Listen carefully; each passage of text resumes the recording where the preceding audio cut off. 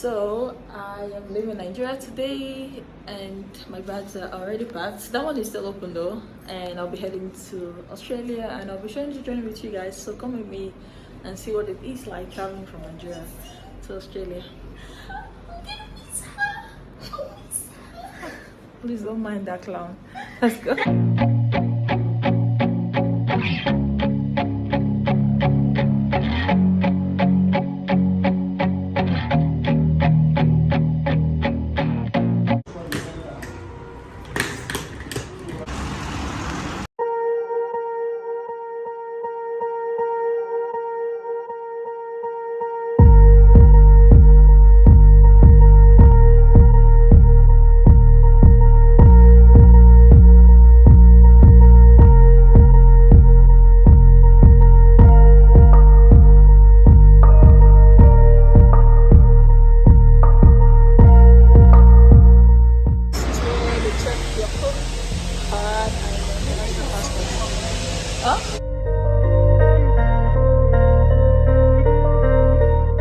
So I just made it through the first check-in NDLA and then when you saw my hand luggage because it's filled with the Nigerian food and stuff, we were pretty shocked though. But the searching is just thoroughly, they search your bags, they search randomly basically. So I just got to Qatar Airways part of the airport, and basically you have to weigh your bag first before checking in. So according to Qatar weighing, my two bags are overpacked. They're saying it's 23 for each bag. And basically I bought an extra bag here at the airport, which is 3,000 naira, and I'm trying to put some of my luggage. And they didn't actually allow my sister coming to the airport with me. So I told her to just hang around for like 2-3 hours. If there's going to be an issue like this, it's kind of like premeditated though, so I can take out some things and then just give it to her outside of the gate.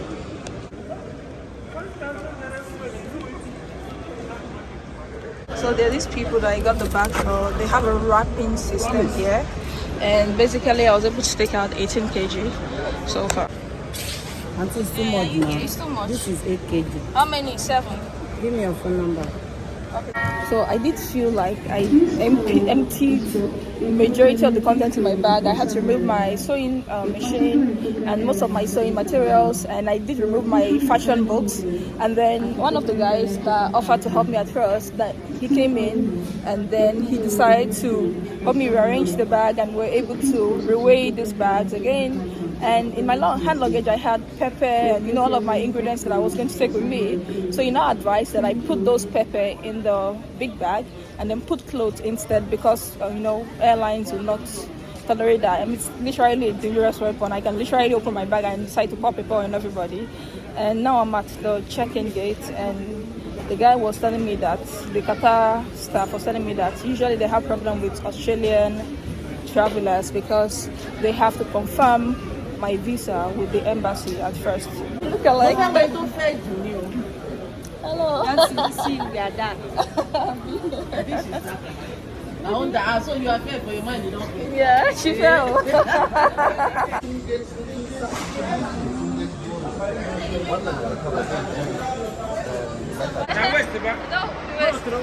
Which guy throw away? Take it home. Bye bye. Huh? No, it's my sewing machine and sewing stuff. Bye bye.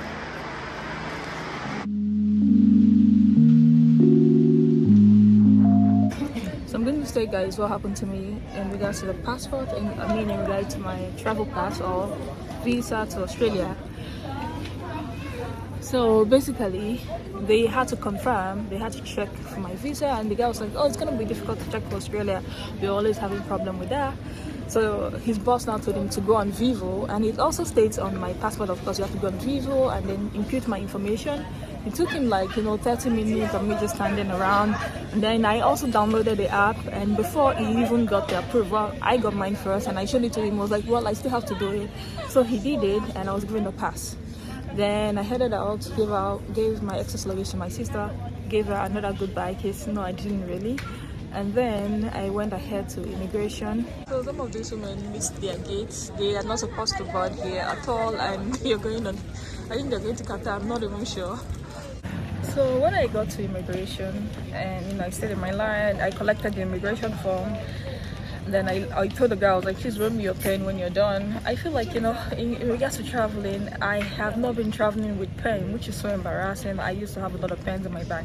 Anyways, so this immigration guy approached me, collected my passport, and then he started counting the stamp in my passport, and he was like, where are you going to? And I'm like, oh, I'm going to Australia. And then he was like, one of your stamp is missing. And I'm like, well, if a stamp is missing, it is not my fault that the stamp is missing. Probably an immigration officer didn't put it there. I didn't say it out, I said it inside, okay? You don't want problem for yourself. So I was like, well, they've already cleared me at the counter. He was like, well, this is Nigerian immigration, it is totally different. I'm like, okay, I'm just gonna keep quiet and let him do his job. So he now went to one side and then he was writing stuff and acting all serious. I'm like, oh my god, this is so it's freaking me out already. And then I was chatting with one Filipina lady and I was like telling her I lived in the Philippines, this and that, blah blah. I was just trying to kind of like distract myself. He now came back again. He was like, I said something to me, and then another of the immigration officer came and he was like, what happened? So I explained the thing. I was like, well, he said a stamp is missing, so I don't really know how a stamp is missing from my passport. And I really don't want to start saying now I travel so often, this and that. But I just got quiet and I stood in the corner. He now came back again and he was like, where's your old passport? I now scrambled because I have my old passport here. So I checked my file. I travel with a lot of documents just in case you don't really know. So I scrambled, brought it out, and then gave it to him. And in less than 30 seconds, they found the stamp that was missing. And then he started smiling and he was like, well, we have to check these things and make sure that everyone is correct, this and that, blah blah. And I was like, I don't really have an issue with you doing your job, but like, I'm not a criminal or whatever. Like, just be nice when I don't really know any Asha. So he checked and then he gave me my passport and then he checked my visa again. He was confused a little bit. So when I finally went to where they would take my capturing and immigration, and then the one was like, so she was asking me what was the issue. So I explained to her and she was like, well, we're a frequent flyer. I'm sure if there is a problem, it could be easily solved, really. So that was basically the drama. I was like, hey Jesus. And I was also thinking, what if I missed my flight? I was like, hey, that's the only thing that was just in my mind. I must get on this freaking flight. So that was it basically. So we are waiting to board right now. I can see some Qatar Airways air hostesses. I'm gonna show you guys.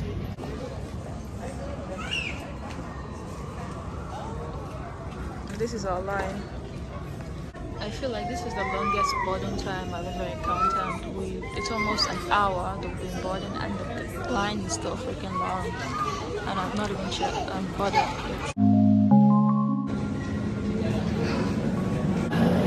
We finally made it through the check-in, the boarding, and we're headed to the plane right now.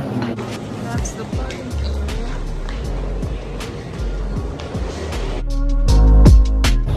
The lighting here is mad. Going into the plane right now.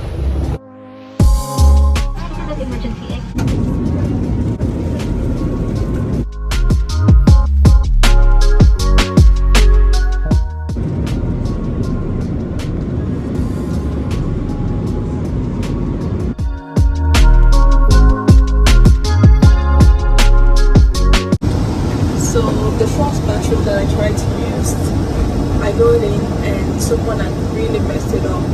There was like floating on top of the toilet. The floor was really messed up. I literally ran out of it. We are almost 2 hours away from Doha, and I have a connecting flight from there that will go to Australia. But I did enjoy the meal. They have great selections of movies, and it's been an amazing flight so far.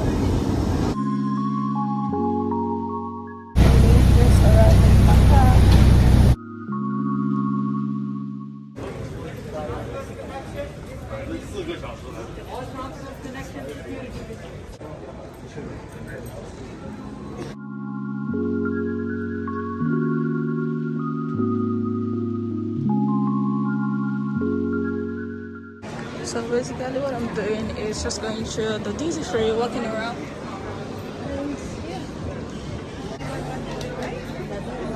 There's like a Maserati for the win, and I don't know what that one is. Bike. Oh, okay there.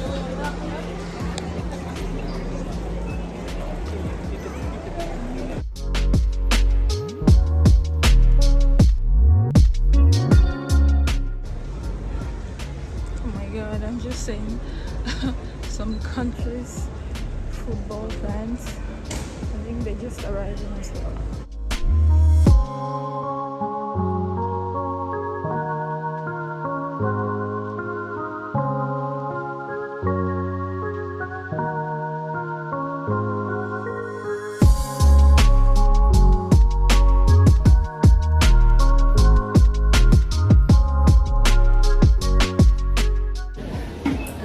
The duty free is like in the middle of the aircraft, and then you've got like sections on each edge of different gates, like the A's and the B's and the C's and D's.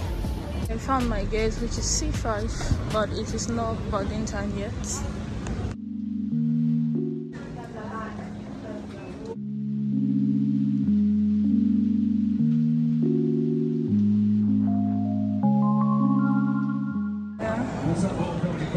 Found the viewing spot here with the big, I don't know what that is. It's basically a viewing center. People like sit on the floor, some people are standing, there are flags everywhere, and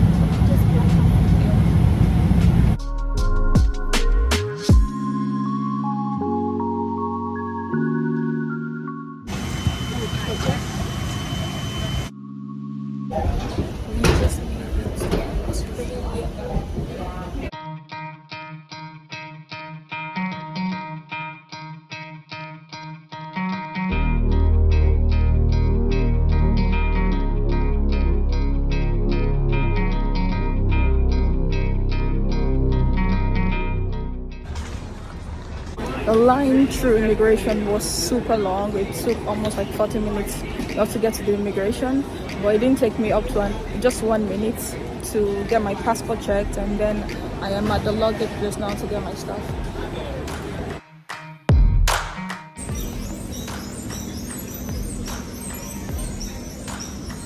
So we're going through the declaration process right now. I'm still in line because it's really long.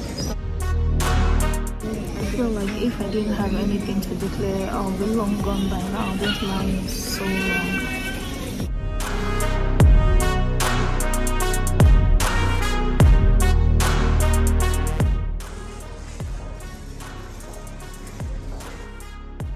So I just went through the declaration phase, and basically, I have a lot of ingredients, and they were very specific about chili, bringing in chili that is a particular beetle that they're basically trying to avoid. So she went through all of my stuff, and I had to explain, and then I even encouraged her to open it up to see how properly sealed and how grounded it is. But the two things that didn't make it were the kilishi. It's like no meat at all, and then it doesn't matter if it's processed or not. And then my Cameroon pepper did not make it through, but the rest of my ingredients, ogbono,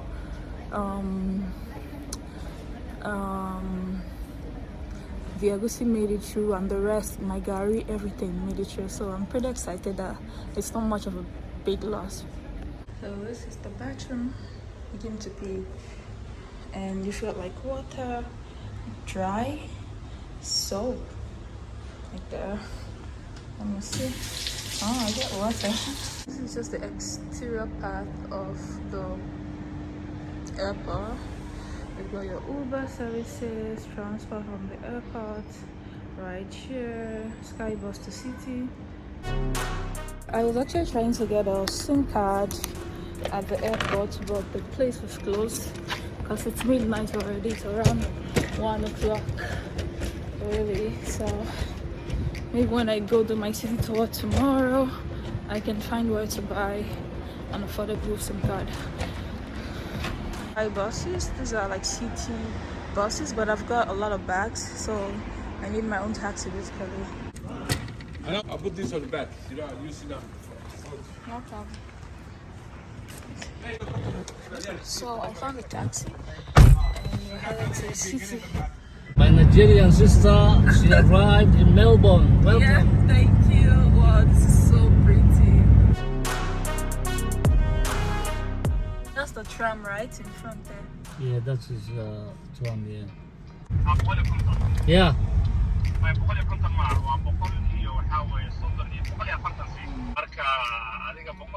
So I just got to my hotel on Collins Street and I'm gonna go check in and see you guys on the rest of the road. So this is the place I got for tonight.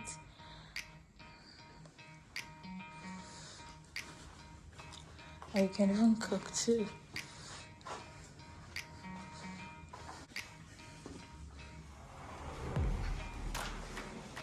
This is the toilet. This is a shower, pretty tiny.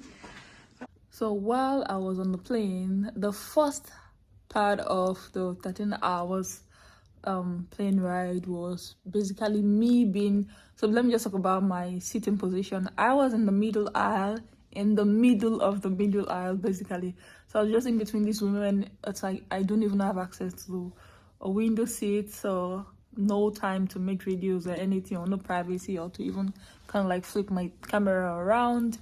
The first part of the 13 hours flight was basically me just nodding off and sleeping in weird position, my neck here, there, and just anywhere I could find, because it was already midnight and it was time for me to sleep already. The other half of the 13 hours was me watching movies. I used the bathroom once, and then the food was actually really good. I was so impressed with the food. But I think one thing that was really annoying about flying with Qatar, which I noticed from Nigeria, was the aisle of the airplane, especially in the economy setting, was really, really small. Like, if you come across someone on the aisle, it's so pretty uncomfortable. Like, I had people moving their butt right into my face, and I did the same to other people too. I think that was the only difficulty, but the rest of the journey was really, really good. So that's it.